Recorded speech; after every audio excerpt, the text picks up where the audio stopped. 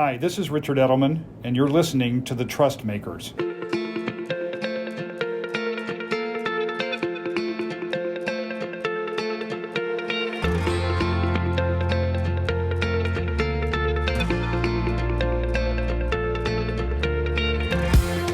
Hi, I'm Justin Blake, Executive Director of the Edelman Trust Institute, Edelman's global research center for the study and cultivation of trust. I want to welcome you to a special mini-series of the show where we will be recording from the 2022 annual meeting of the World Economic Forum in Davos.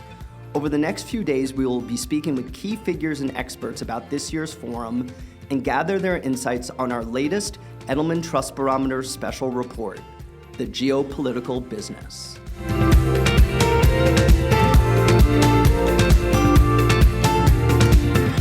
For the final installment of our Davos mini-series, I'm joined by Becky Frankiewicz. Becky is Chief Commercial Officer and President of ManpowerGroup North America. They're the leading global workforce solutions company. Becky is a passionate advocate for employees and leaders alike, with expertise on the changing dynamic of the employer-employee compact. Prior to joining ManpowerGroup, Becky held several leadership roles at PepsiCo, including leading one of PepsiCo's largest subsidiaries, Quaker Foods North America. Becky, welcome to Trust Makers. Thank you for having me. So we're now a little bit more than halfway through the week at Davos. Tell us a little bit about why you're here in the first place. So it's been my honor to be part of the critical conversations that are happening at Davos. And one of the themes that we've seen emerge is this concept of unleashing human potential. And the reason we're so passionate about that, because you can apply it to climate change, you can apply it towards economic recovery. But at ManpowerGroup, we believe that unleashing human potential is the way we change the world. And providing meaningful and sustainable employment is a primary path to developing human potential. And so it's just an honor to be here with public and private enterprise leaders having these conversations. And tell us a little bit about the sort of conversations that you've been having so far this week. Yeah, a lot focused on talent, whether that's in Europe.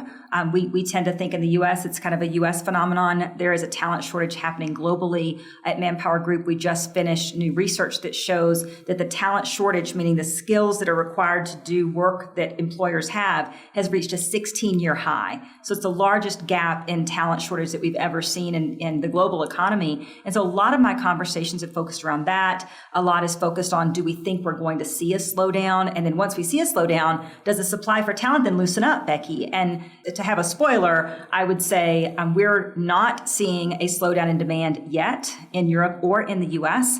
The U.S. is still quite robust, actually.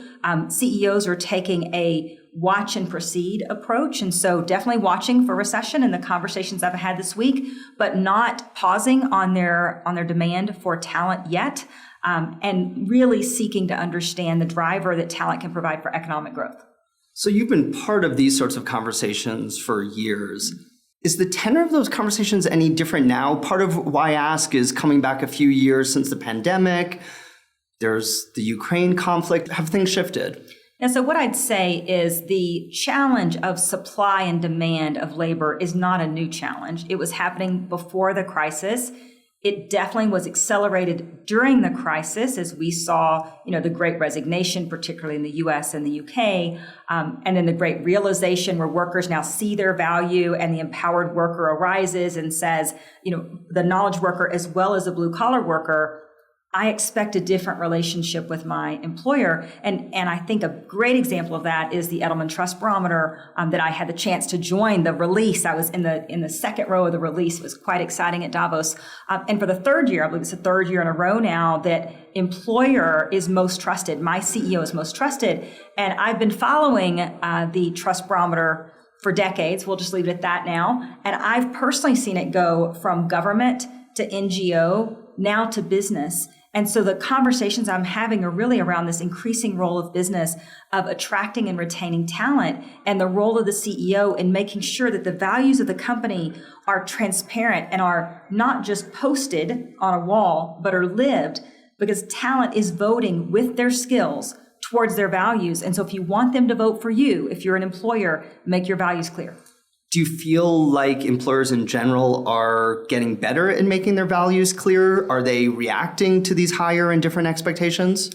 And so I would say employers are getting better at making their values clear. At the same time, the landscape for values, the definition of values, is broadening tremendously. It's not enough just to take a stance on societal issues now. Again, the Edelman barometer pointed this out too, but we're hearing it from our CEO conversations. You have to take a stance on geopolitical issues. And the question becomes, how do you choose as a business leader what to take a stand on and what not to? And that cannot be arbitrary. It has to be guided by your company values. And so I would say the definition of company values has broadened tremendously. Prior, it was, provide a good living wage, take care of your employees. The crisis introduced safety and health. So we knew how to run in manufacturing environments. We didn't know how to keep people healthy at work, air circulation and masks and temperature checks. All of that was created. And so now, in addition to all of that, business leaders are being expected to take a position on geopolitical issues. It's a lot for business leaders to navigate. The ones who are navigating it effectively, what are some of the things that you're observing that they're doing? And so it is a complex environment for business leaders around the world.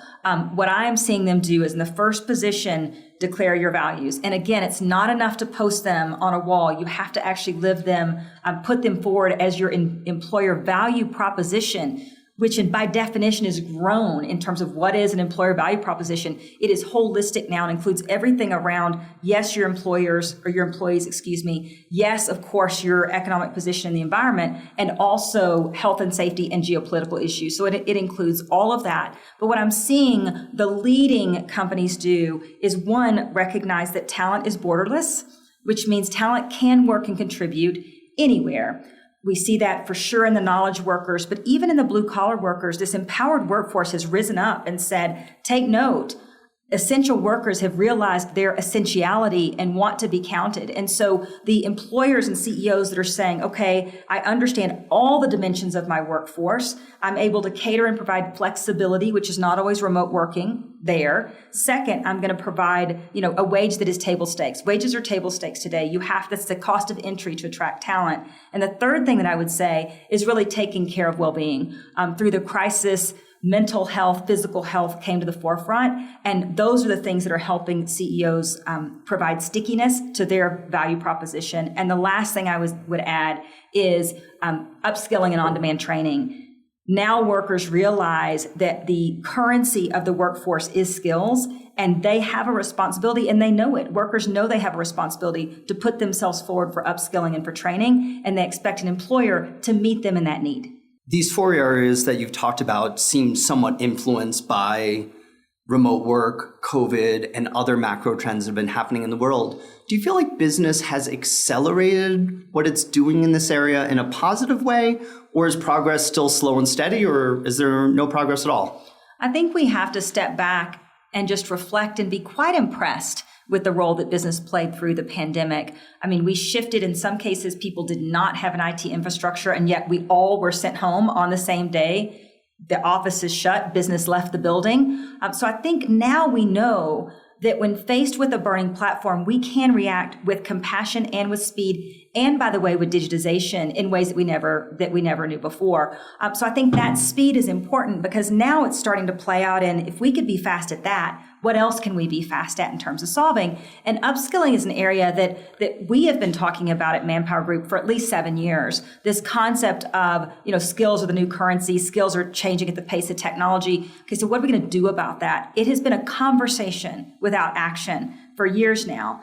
What we are seeing change now is employers are realizing they need to invest in employee development. And now our latest stat is that 90% of employers are doing more around employee development than they were 5 years ago. Now you could say 90%, Becky, we're good. Now we've acted. No, it was like 0 5 years ago. And so 90% just means we're starting to make progress, but we have to continue progress around upskilling. And the second element of upskilling, besides the speed, I would say that when we first defined upskilling, it was big and lofty, like, okay, you need to go get 5 certifications and a new degree to do this job.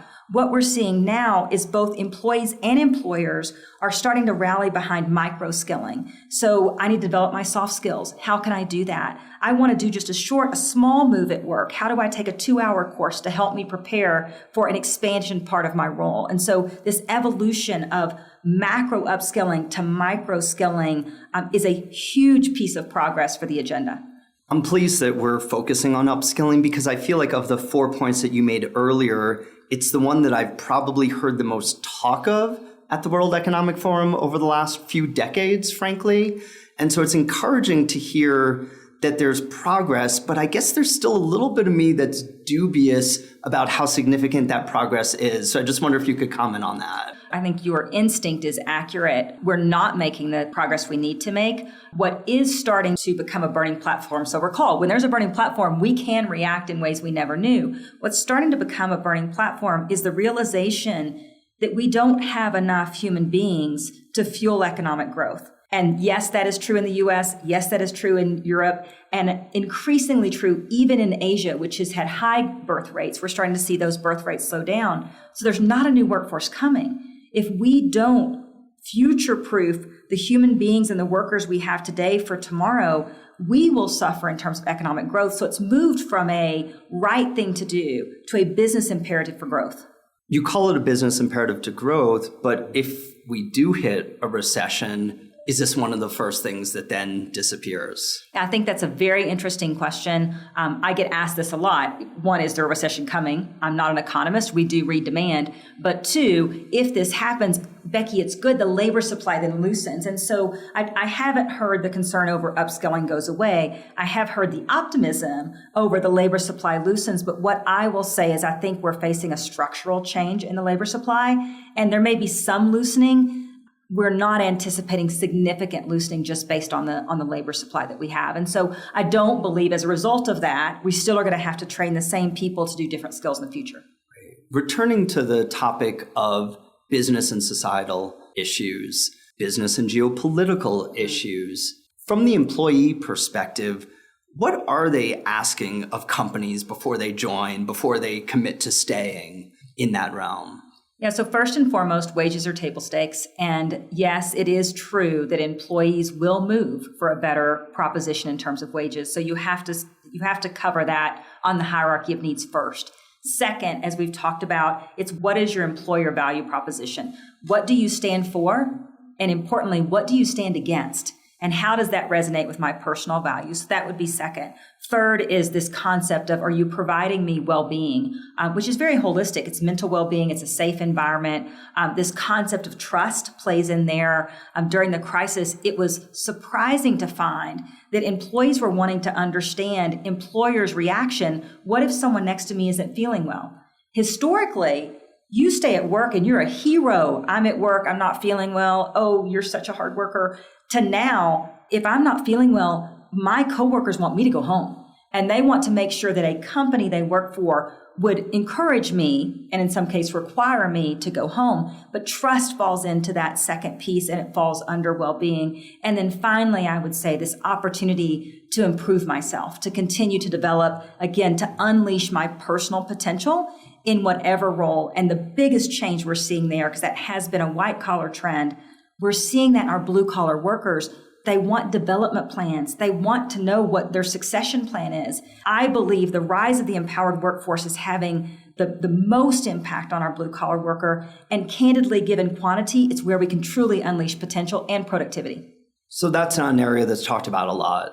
In terms of blue-collar workers, are they also choosing jobs based on societal issues and values? Yeah, it's the untold story, Justin. The blue-collar worker.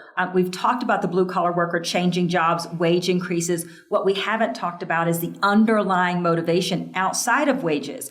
Wages are table stakes. I will say that again. But outside of wages, yes, they're looking at the values of the company. They're looking at their packages around well-being. They're thinking about their own development. Of course, they're thinking about what my future looks like and what opportunities I have for my potential. And that is not a story that's being talked about, but it is a very empowering and optimistic story given the quantities of people that we have working in blue-collar arena. And by the way, a proof point of that in terms of reskilling, back to reskilling, think about the hospitality worker. So we got a call from a large hospitality provider in the US right as the crisis was occurring. And the call was, Becky, I have 10,000 hourly workers. Can you help them find jobs? One, let's give a lot of credit to the company that was calling to say, help my people because I cannot employ them right now. Two, what we had to do is do away with the job description and really focus on their skills, because just because you were a front desk manager in a hotel, no other hotels were hiring either. And so the crisis had an unintended benefit with all the devastation that it was inherent to it. The unintended benefit, it has helped us in part to break out of job descriptions and really look at a human being by their personal skills, what they have today and also what they could learn. So we placed a lot of these hospitality workers into contact center, customer service centers, because guess what? They left the building as well. And yet it was the same skill profile of many of the hospitality workers. And that was a gift of the crisis. This idea of hiring not based on necessarily exact match of expertise, but more of a skill or orientation match. Does there almost need to be a middle broker in that? Like, how can companies hire the workforce they need based on the skills they need, not just on a kind of check mark of resume to job opening? And so right now, it does require a middle broker. It is work that we are doing. We are helping bridge that gap. As we all become smarter in this new currency of skills, we will have AI that is able to do that. In fact, I believe the resume will be outdated. We will assess you, Justin, and say, these are Justin's skills with no human intervention. And when we've done that in the past, by the way, we as human beings underestimate our skills. And so when AI does it, there's a significant increase in the skills that a human has when analyzed by AI. But right now, it's a new concept. And so it's one of the roles that we're playing with our clients is helping them assess their talent for their skills and helping them understand where their talent can go for the future. Becky, I want to look at the values conversation. And I'm just curious, when we talk about taking a stand on societal issues, taking a stand on geopolitics, is there an expectation that companies are very out there in terms of their opinions? And are there people looking for jobs where, just for example, whether in the US be LGBTQ rights or Roe v. Wade, like, are people making decisions based on companies taking a stand one way or another, even on these sometimes very polarizing topics? We are starting to see that. And I honestly believe as employees, we have the right to understand where our companies stand. I also think as companies, we have the right to say, this is what we stand for. This is what we stand against. None of us can cover everything. So I do think your stance has to be rooted in your purpose as a company. I'll give you an example, immigration, which you know in the US was a hot topic. At ManpowerGroup, we stand for immigration because talent is borderless and it can come from anywhere. And we all need more talent in our markets.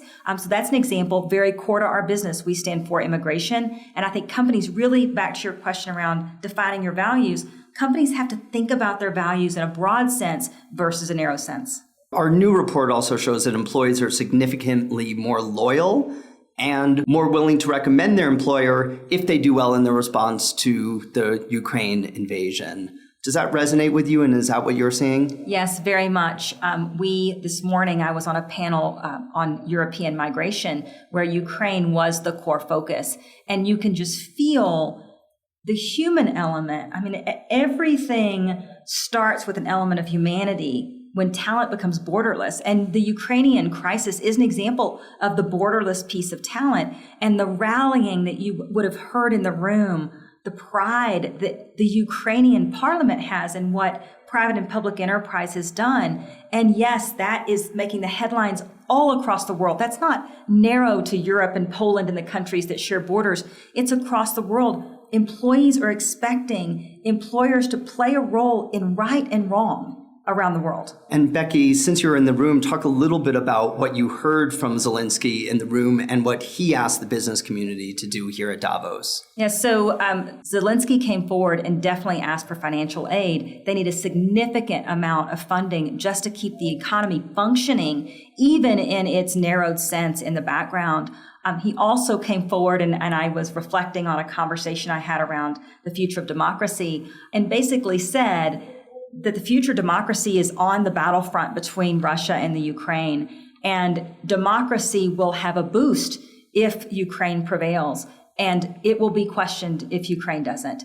And it won't just be the Ukrainian people that are questioned. It will be the global population. Very strong words. There's a phrase I've heard you use before that I want to ask you about. I've heard you say that companies need to end pledges without progress. Talk a little bit about what you mean by that. Yes, pledges without progress. We have a tendency in our past as companies to sign pledges and to take out ads in the Wall Street Journal and full page ads on what we stand for on paper or in principle. Employees are calling us to task. They're saying, I'm grateful that you're taking this stance publicly. Now, what are you actually doing about it? And so we at ManpowerGroup have worked very hard. If we make a pledge, there is an entire team behind that is committed to making sure that we fulfill that pledge. We've recently doubled down on our ESG agenda, where S for us is sustainability of talent. We have an entire team that we've staffed globally to hold ourselves accountable, because what gets measured gets completed. And increasingly, we are seeing companies start to do that. But if you ask the why behind it, the why is truly because it is now an employee expectation. It is a human population expectation that companies not just speak, that we act. This goes right to the heart of trust, right? If you don't do what you say, you break trust. So maybe let's look at the negative side of this. Have you seen examples of companies that put their words before actions? And what have you seen as the ramifications when they do that? Well, let's take a safer example around return to work. So we all saw the headlines of some of the banking clients that required people very quickly after the crisis, 5 days in the office every week. The reaction to that in the press, on social media, was tremendous. And I think this element of trust is interesting, because I'm sure inside some of these companies, employees were going to their managers, managers were going to their managers. That formal line happened. But it was the first time I've seen it play out in the court of public opinion that employees went straight to social media to say, this is unacceptable. I'm quitting. I'm going somewhere else. I have optionality. I know now that the talent market is strong and that I have value. And so that would be an example of where I think the companies in the industries, their intentions were pure. It was just not as informed on what's happened in the mental state and the well-being state of employees and needing to have work-life balance in a very different way. In fact, I heard this week a great phrase: I want my work to fit into my life, not my life to fit into my work. But I also think there's even a human element with the decision makers on these topics. So one of the stats that we recently found is that half of respondents think that CEOs lack the skills and attributes that require them to be successful in meeting these new expectations. Do you think today's CEOs do have the right skills? I think the role of the CEO is changing daily, maybe hourly. To have that position and to have the responsibilities for health and safety, for financial well-being, and now for geopolitical stances in areas the company may or may not even have presence, we have to step back and say that's a pretty hefty job description. Very different than the job description in the past that was led with shareholder returns. And let's not forget, you still have shareholder returns that you have to manage as well as a CEO. And so what I would say is, I don't know, I trust your data on 50%. I think we're going to see that go up, because I fear the role of the CEO is going to continue to be stretched until governments and NGOs and media step up and take part of this responsibility that candidly, I believe, lies in some of those arenas as well. So are you saying that right now there's too much responsibility on business? I think the role of business is changing so quickly that it's very difficult to respond. And I think there are some things business is being asked to do because the other elements of the infrastructure are not doing it. So in some ways, this business trust advantage might have a downside in the long term?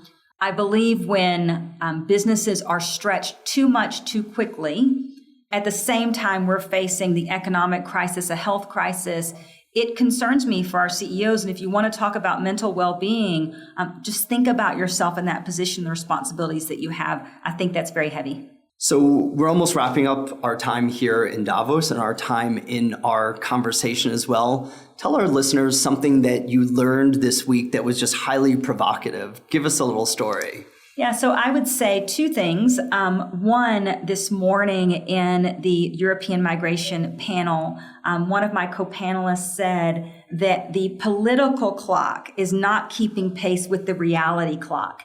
And he was talking specifically about European migration. But as I reflect upon that, isn't that a truth? Isn't that a global truth that we could all say in some way? And I think we could pivot off that and say, company advancements in digitization aren't keeping pace with reality. Company advancements in well-being aren't keeping pace with reality. So this whole juxtaposition between current state and reality and what's needed was profound to me. Great. Was there a second story there too, by the way? So one of the great things about this is I've been fortunate to be at Davos several times. Historically, it's in the winter, as I'm sure that you've heard this week, it's now in the summer. Historically, we as ladies are carrying our shoes in our backpacks, wearing snow boots, and get here and everybody changes into heels. And so I actually tweeted yesterday with photos around the sound of flats and sneakers and trainers for women. And what I did it in jest, but what I love about that is one, there's enough women here, there's enough representation to take note. And two, we as women are taking our comfort into our own hands. And I think it's just another example of the empowered employee, the empowered Davos attendee, to make sure we can operate at our best potential for the days. That's a great note to end on. Becky, thank you for joining us for Trust Makers. And to our listeners, thank you for tuning in to our special series from Davos. Thank you for tuning into the Trust Makers, an Edelman podcast in partnership with Advertising Week, where we speak with leaders and other trust builders across institutions. See you next time.